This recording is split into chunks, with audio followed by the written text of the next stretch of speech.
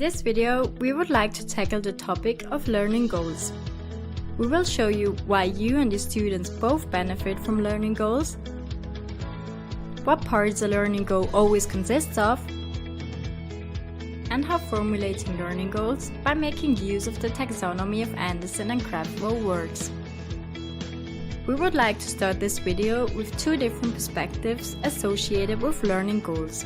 Generally for you, learning goals might represent some guidelines you ought to fulfill in order to receive the certification for your course. But without further explanation, the sense and the practical meaning they contain might be hidden behind clouds of special didactic language. Therefore, formulating learning goals may appear to you as a time-consuming challenge with limited benefit. From where you stand now, we can understand your point of view. Nevertheless, for us, precisely formulated learning goals have different purposes at different stages of our learning process. If we are aware of the learning goals before the lecture starts, they serve as an orientation guide throughout the lecture and the whole course. Additionally, learning goals can lead to a sense of achievement, as we know that we are on the right track and are making progress with the content of the course every time a learning goal is reached. This increases our motivation during the semester.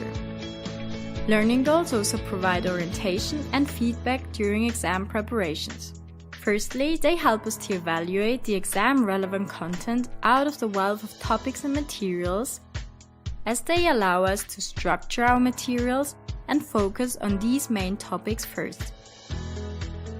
Secondly, we are able to compare our level of knowledge with the learning goals and evaluate whether we have achieved the learning goals and consequently whether we are prepared for the exam. However, it is crucial that the exam corresponds to these learning goals. Otherwise, they do not provide real benefit for us regarding this point. In this part of the video, we will show you what a learning goal looks like, or rather how it is structured, and also explain the intuition behind learning goals. In order to explain the theoretical structure of a learning goal, we will consider the example: students calculate the inflation rate of a country.